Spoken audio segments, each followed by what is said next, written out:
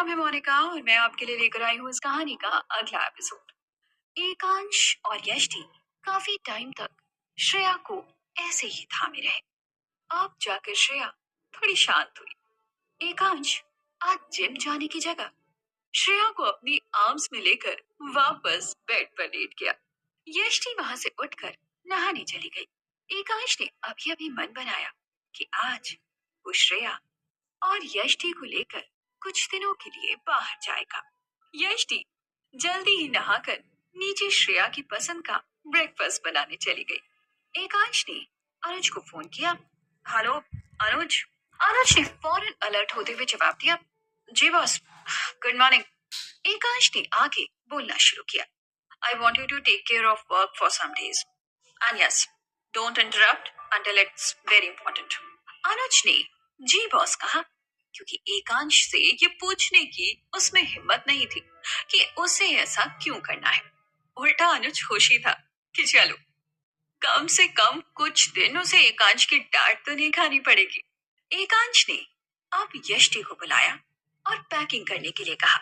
यष्टि भी एकदम से एकांश के ऐसा बोलने से समझ नहीं पाई कि आखिर वो जा कहाँ रहा है। उसने एकांश से पूछ ही लिया, अब आप कहाँ जा रहे हैं? असल में तो एकांश श्रेया और यष्टि को लेकर अपने फार्म हाउस पर जाने वाला था, कुछ दिन सुकून से उन दोनों के साथ बिताने के लिए। वैसे भी जब से उनकी शादी हुई थी वो कहीं गए नहीं थे।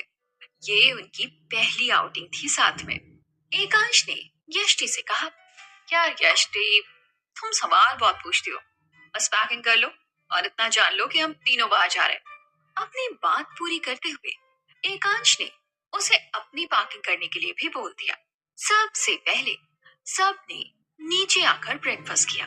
फिर एकांश ने यष्टि को श्रेया को रेडी करने के लिए कहा और खुद भी रेडी होने के लिए बोल दिया। अगले आधे घंटे में सब लोग निकल चुके थे। श्रेया, जो सुबह तक एकदम उदास थी, अब काफी खुश नजर आ रही थी, जिसे देखकर एकांश और यष्टि के चेहरे पर भी चमक आ गई थी। एकांश का ये फार्म हाउस काफी खूबसूरत लोकेशन पर था, जहां जाकर उसे यकीन था कि यष्टि और श्रेया अपनी परेशानियों को कुछ टाइम के लिए तो भूल ही जाएंगे। एकांश भी कुछ टाइम के लिए रिलैक्स होना चाहता था। लगभग 4 घंटे में वो लोग वहां पहुंच चुके थे। श्रेया तो बहुत ज्यादा खुश और एक्साइटेड थी। वहां के केयर टेकर को एकांश ने पहले ही फोन करके सब इंतजाम करने के लिए बोल दिया था। एकांश की कार जैसे ही फार्म हाउस के बाहर आकर रुकी तो डोर खुलते ही श्रेया सबसे पहले दौड़कर लॉन में गई। वहां जाकर उसने उछल कूद करनी शुरू कर दी। धूप काफी खिली हुई थी और ठंड का मौसम था वहां, तो सर पर पड़ती हुई वो खिली हुई धूप काफी अच्छा एहसास दे रही थी। उस फार्म हाउस के केयर टेकर ने सबका सामान उनके रूम में रख दिया। एकांश श्रेया के साथ वहीं लॉन में डाले हुए आउटडोर सोफे पर बैठ गया था। यष्टि का मन हुआ कि वो सबसे पहले घर को देखे जहां वो लोग रुकने वाले हैं। यष्टि वहां से अंदर चली गई। अंदर का नजारा बाहर की लॉन की तरह ही खूबसूरत था। यष्टि ने वहां के बूढ़े केयर टेकर से पूछा, काका, हमारा रूम कौन सा है? क्या मैं देख सकती हूँ? आओ बेटा, मैं आपको दिखा देता हूँ, काका ने कहा। और अब वो यष्टि को आहिस्ता से पूरे घर का दौरा करवा रहे थे।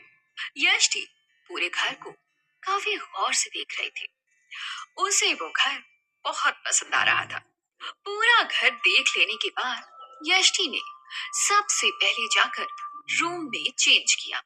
रूम में एक बहुत बड़ा लकड़ी का आलीशान बेड था, जिसके ऊपर मरून कलर की मखमली चादर बिछी हुई थी। बेड के दोनों साइड में बड़े बड़े ग्लास की विंडो थी, जिससे बाहर का खूबसूरत नजारा दिखाई दे रहा था। कपड़े चेंज करने के बाद यष्टि श्रेया के रूम को देखने गई, जो एकदम उनकी बगल वाला ही था। यष्टि ने श्रेया के सॉफ्ट टॉयज को उसके बेड और बाकी के पास की टेबल पर सजा दिया। उसके कपड़े भी उसने बैग से निकालकर अलमारी में लगा दिए। आप यष्टि ने सोचा कुछ खाने के लिए बना लिया जाए जब तक एकांश और श्रेया अंदर आते हैं। उसने दोनों के लिए उनकी पसंद का खाना बनाना शुरू किया ही था जब एकांश ने फार्म हाउस के केयरटेकर को श्रेया का ख्याल रखने के लिए लॉन में उसके साथ छोड़ा और वो घर के अंदर आया। यष्टि किचन में काम में लगी हुई थी। वो खाना बनाने में इतनी मगन थी कि उसे एकांश के अपने पास आने का पता भी नहीं चला। उसने एकांश से अनदेखी में कहा, काका आप प्लीज मुझे सॉल्ट पास कर देंगे। उसने अपने हाथ को पीछे बढ़ाया ही था जब एकांश ने उसके हाथ को थाम लिया। यष्टि एकदम से चौंक गई। उसने पीछे मुड़कर देखा तो वहां एकांश खड़ा था। उसने यष्टि के हाथ को थामा हुआ था। जब यष्टि ने एकांश की आंखों में देखा तो उसे एकांश की आंखों में शरारत नजर आई। उसने एकांश से इंसिस्ट करते हुए कहा, एकांश प्लीज छोड़िए मुझे, काका और शायद दोनों इस समय घर में, कोई आ जाएगा तो अच्छा नहीं लगेगा। लेकिन एकांश ने यष्टि की एक बात भी नहीं सुनी और उसे बाहों में भर लिया। उसने यष्टि को पीछे से थाम रखा था। यष्टि सबके सामने इस तरह दिखाई देकर एम्बेरस नहीं होना चाहती थी, लेकिन एकांश को तो जैसे किसी की परवाह ही नहीं थी। उसने यष्टि से अपनी पकड़ ढीली नहीं की। यष्टि ने जब प्लीज कहा तब एकांश ने उसके सामने शर्त रखी। तभी वो उसे छोड़ने वाला था जब वो उसकी शर्त को मानती। यष्टि ने पूछा, अब आपकी मनमानी को रोकने के लिए ऐसा क्या करना होगा मुझे? एकांश ने उसको पीछे से होल्ड किए हुए उसके कान में कहा, अब जब हम हॉलीडेज पर हैं तो तुम्हें मेरी इच्छा पूरी करनी है। यष्टि सोच में पड़ गई कि एकांश किस इच्छा की बात कर रहे हैं। उसने थोड़ा परेशान होते हुए कहा, बोलिए ना, प्लीज डोंट क्रिएट सस्पेंस। क्या इच्छा है आपकी जो मुझे पूरी करनी है? इस पर एकांश ने उसे टीज करते हुए कहा, तुम इतना क्यों घबरा रही हो? मैं तो बस ये चाहता हूँ कि तुम आज रात को मेरा नाइट सूट पहनो, जैसे तुमने तब पहना था जब मैं न्यूयॉर्क में था और मुझे पिक्स भेजी थी तुमने। बस। बोलते हुए यष्टि ने थोड़ा रिलीफ महसूस किया एकांश की बात सुनकर। अब इसके आगे की एकांश की नॉटी इंटेंशंस यष्टि को नहीं पता थी। एकांश ने यष्टि की हामी सुनकर उसके सिर्फ गाल पर किस करते हुए उसे छोड़ दिया। अब एकांश वापस लॉन में गया और श्रेया को गोद में लेकर अंदर आ गया। श्रेया को तो अब खेल कूद और मस्ती से भूख लगाई थी, लेकिन यष्टि ने पहले ही सारा इंतजाम कर दिया था। सब ने बैठकर साथ में खाना खाया। शाम को एकांश ने काका को घर भेज दिया था। उनका घर वहां से काफी दूरी पर था, तो वो थोड़ा दिन रहते ही चले गए थे। श्रेया तो खेल खेल कर पहले ही काफी थक गई थी, तो खाना खाते ही उसे बहुत जल्दी नींद आ गई। वो एकांश की गोद में ही सो गई थी। एकांश ने उसे उसके रूम में ले जाकर सुला दिया था। अब यष्टि ने जैसा एकांश से प्रॉमिस किया था, वो उसके नाइट सूट को पहनने रूम में आ गई थी। एकांश ने नीचे हॉल में होम थिएटर पर दोनों के लिए एक रोमांटिक मूवी लगा दी थी। उसे बस यष्टि का इंतजार था। एकांश सोफे पर बैठकर बस यष्टि के आने का इंतजार कर रहा था। यष्टि ने भी अब तक एकांश का नाइट सूट पहन तो लिया था, लेकिन वो अभी अपने आप को वॉशरूम में मिरर के सामने खड़े होकर निहार रही थी। पहले की तरह ही यष्टि के ऊपर वो नाइट सूट ओवरसाइज आ रहा था। उसके सूट के पैजामे को उसने फोल्ड करके पहन लिया था। एकांश के शर्ट के कॉलर के ऊपर का बटन लगाने के बाद भी काफी डीप नेक आ रहा था वो यष्टि को। शर्ट के शोल्डर्स तो यष्टि के शोल्डर से खिसक कर नीचे तक आ रहे थे। जैसे तैसे उसने अपने आप को उन कपड़ों में एडजस्ट किया। इन कपड़ों में से एकांश की महक आ रही थी। जो परफ्यूम वो लगाता था, उसकी खुशबू उसमें बसी हुई थी। यष्टि हल्के कदमों से शर्माते हुए नीचे आ रही थी। जब उसने एकांश को वहीं सोफे पर बैठे हुए देखा। वो मूवी पॉज करके बस यष्टि का ही इंतजार कर रहा था साथ में मूवी देखने के लिए। यष्टि नीचे आई तो अब एकांश की नजर उस पर पड़ी। वो उन कपड़ों में बहुत क्यूट लग रही थी। एकांश का मन किया कि वो अभी जाकर उसे कस कर हक कर ले। यष्टि नीचे आई तो उसने शर्ट के कॉलर को अपने हाथों से पकड़ा हुआ था। जैसे ही यष्टि चलकर एकांश के पास तक आए तो एकांश ने उसे खींचकर अपनी बाहों में भर लिया। अपने दोनों हाथों से उसने यष्टि की कमर को घेर लिया था। यष्टि ने अपने हाथ से अभी भी अपने कॉलर को पकड़ा हुआ था। वो अपने डीप नेक को कवर कर रही थी एकांश से। उसे बहुत ज्यादा शर्म आ रही थी, जिसकी वजह से उसके गाल एकदम लाल पड़ गए थे। तो दोस्तों, आज के इस एपिसोड की कहानी बस यहीं तक। कहानी के अगले एपिसोड के साथ फिर मिलती हूँ।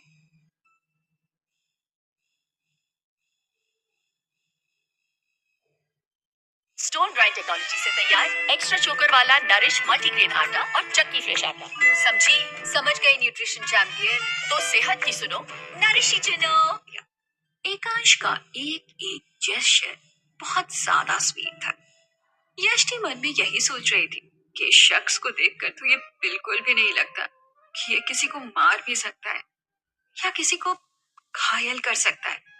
उसी के ब्लैंकेट में एकांश यष्टि के एकदम करीब ही बैठा था। एकांश का हाथ यष्टि की कमर को घेरे हुए था।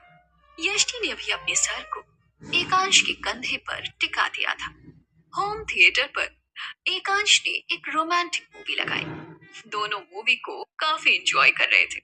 तभी थोड़ी देर में एकांश ने नोटिस किया कि यष्टि ने हिलना डुलना ही छोड़ दिया है। इसका मतलब है कि वो सो चुकी है।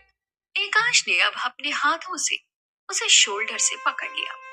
यष्टि बहुत सुकून से एकांश की बाहों में सिमट रही थी। एकांश के साथ ठंड का एहसास तो उसे हो ही नहीं रहा था। मूवी को वहीं छोड़कर एकांश ने यष्टि को अपनी गोद में उठा लिया। वो अभी भी सोई हुई थी।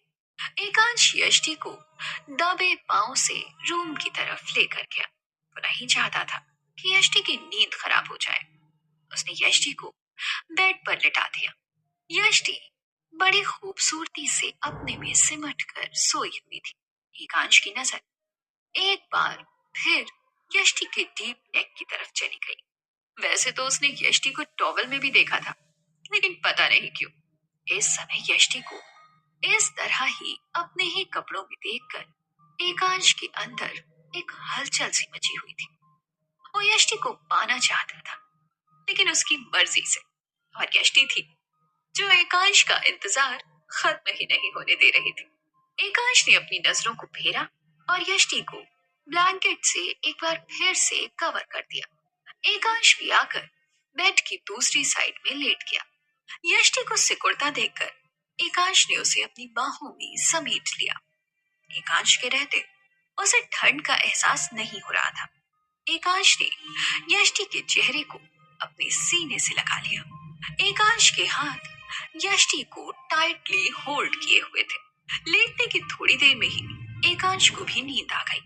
आधी रात में एकांश की आंख खुली तो यष्टि बेड पर नहीं थी। एकांश ने सोचा कि वो शायद वॉशरूम में होगी, लेकिन जब उसे नीचे हॉल से कुछ आहट आती हुई सुनाई दी तो उसने जाकर देखने की सोची।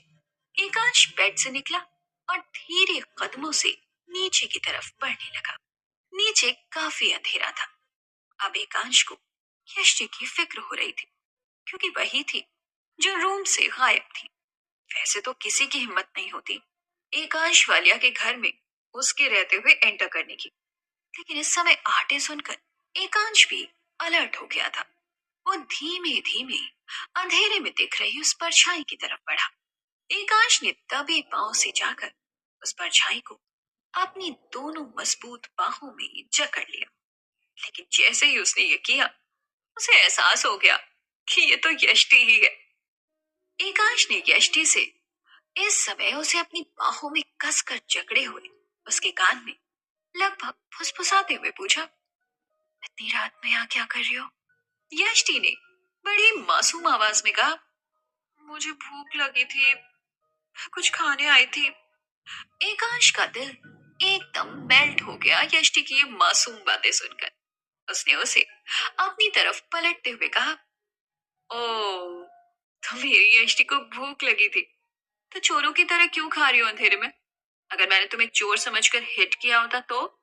यष्टि ने स्पीड सी आवाज में एकांश को जवाब दिया, मैं किसी को डिस्टर्ब नहीं करना चाहती थी। एकांश ने यष्टि से नोटी अंदाज में कहा, वैसे अब हम जाग ही चुके हैं, तो क्यों ना इस टाइम को यूटिलाइज कर। एकांश ने यष्टि को होल्ड किए उसके कानों में ये कहा था। यष्टि का दिल जोर जोर से धड़क रहा था, जो उस रात के सन्नाटे में एकांश भी नोटिस कर पा रहा था। एकांश ने यष्टि को पीछे से पकड़े हुए ही उसकी नेक को बड़े ही प्यार से किस किया। यष्टि काफी ज्यादा घबरा रही थी उस रात के अंधेरे में एकांश के इस तरह उसे छूने से। यष्टि अपने में ही सिमट रही थी। एकांश ने यष्टि को अपनी तरफ पलटा और उसे कमर से उठाते हुए किचन काउंटर पर बिठा दिया। अब एक विंडो से आ रही हल्की रोशनी की एक किरण सिर्फ यष्टि के होठों पर पड़ रही थी। एकांश उसके और ज्यादा करीब आ गया।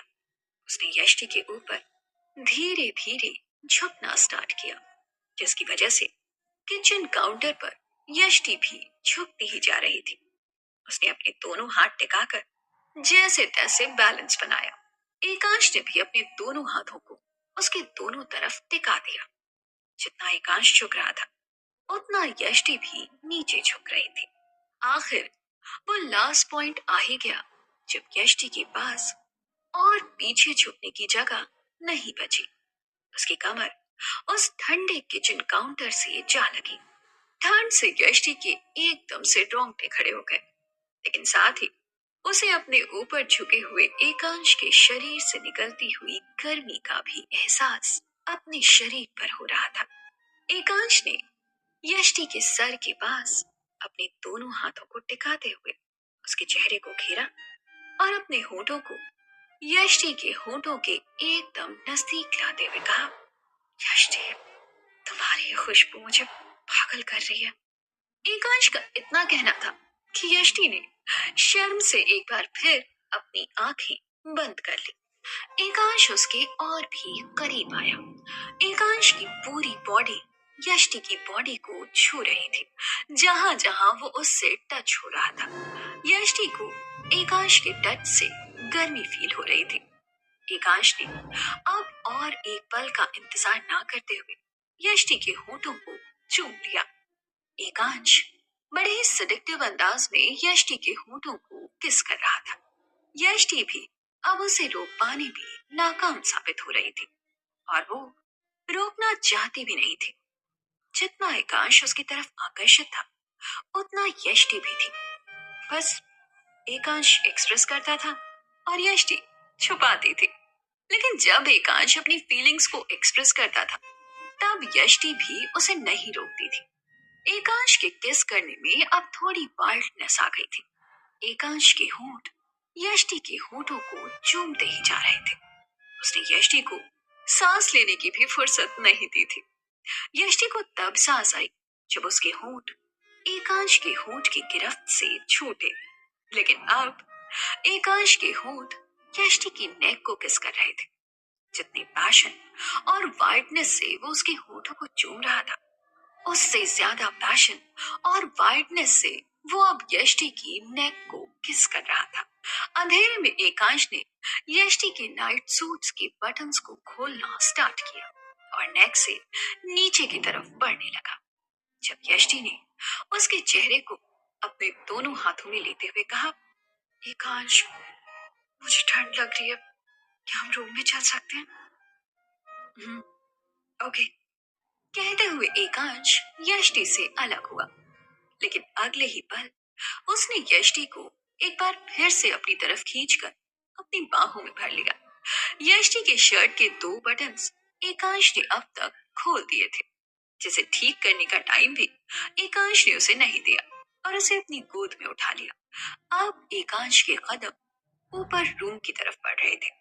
इधर यष्टि अपने कपड़ों को ठीक करने की नाकाम कोशिश कर रही थी।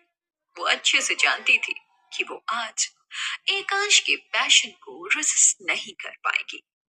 तो दोस्तों, आज के इस एपिसोड की कहानी बस यहीं तक। कहानी के अगले एपिसोड के साथ जल्द मिलती हूँ आपसे।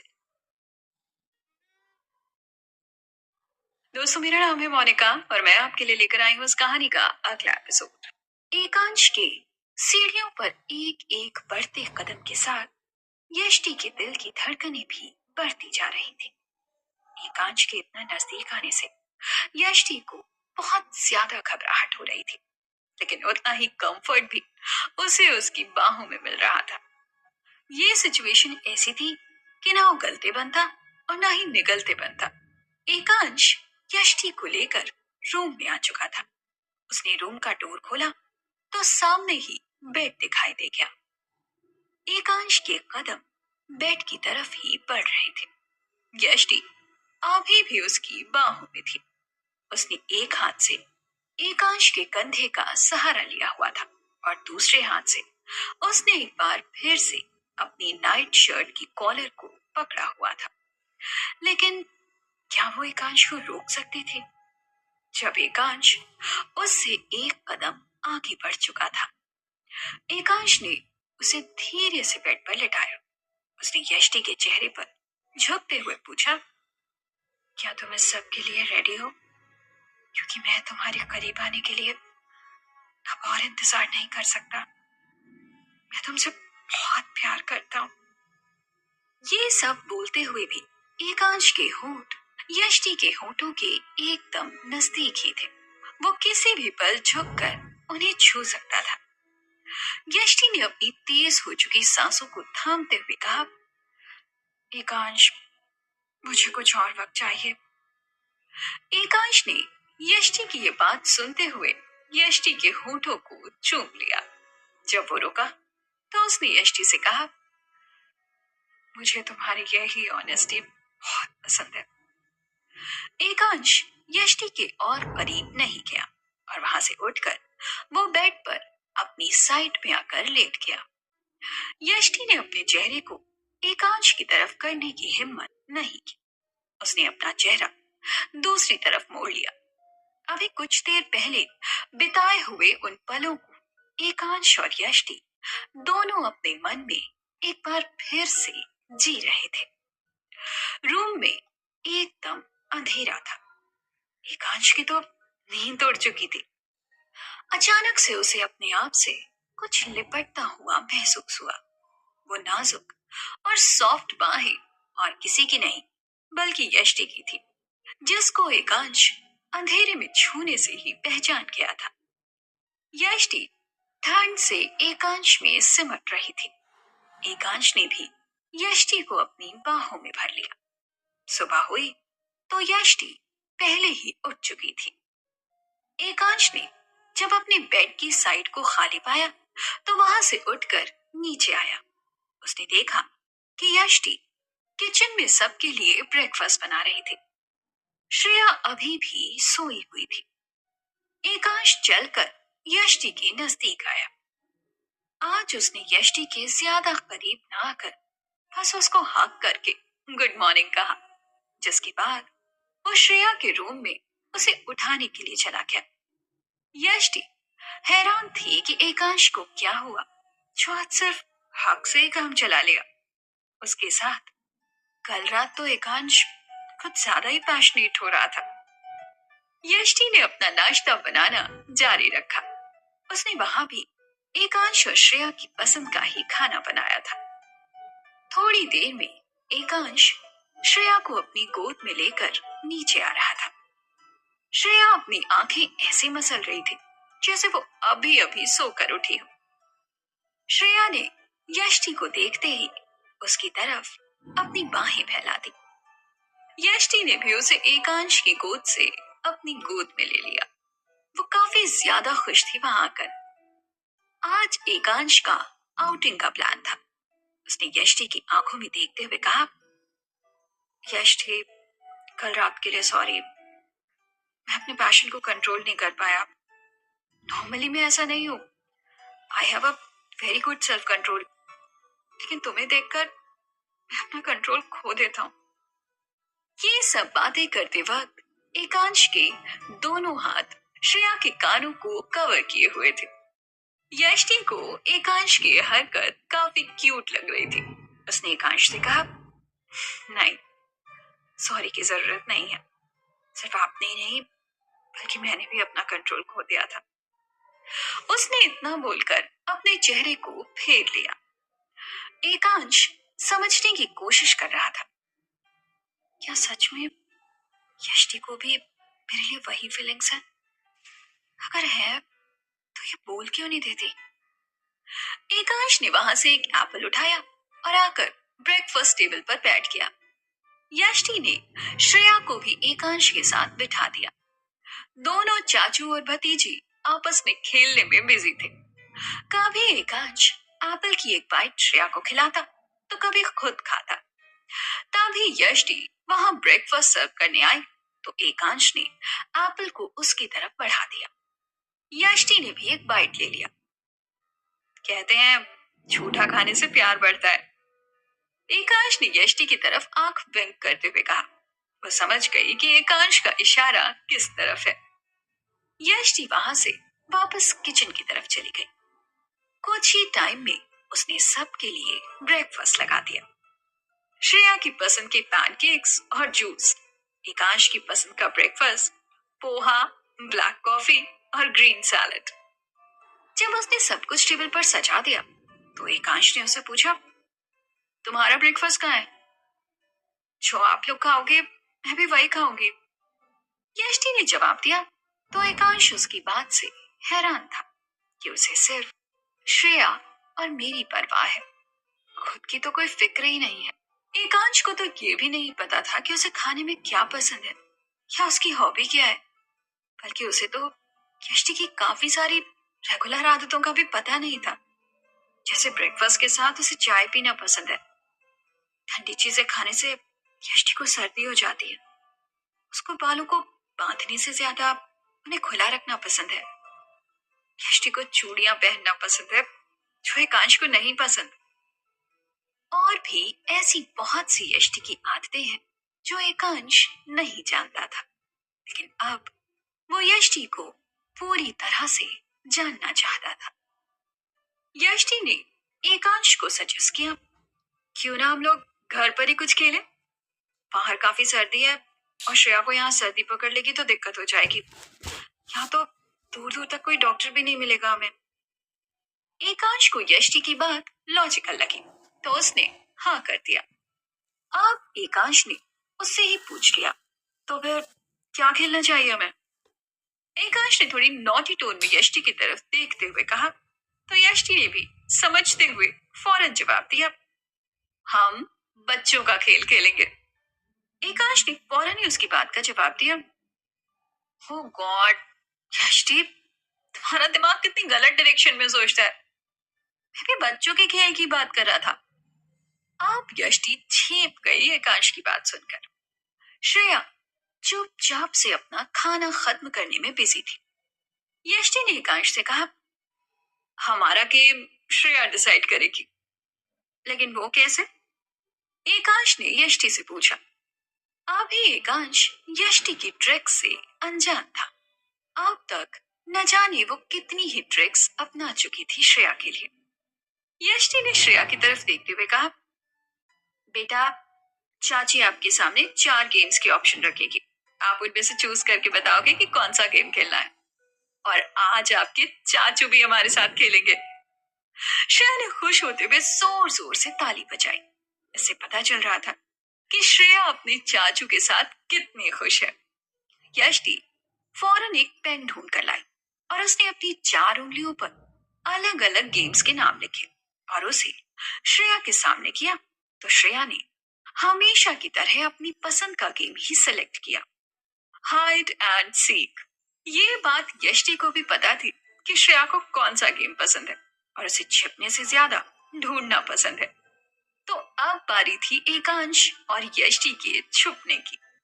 श्रेया ने अपनी आंखें बंद की और 1 2 3 बोलने की जगह क्लैपिंग कर रही थी। एकांश ने जाकर एक कोना पकड़ लिया।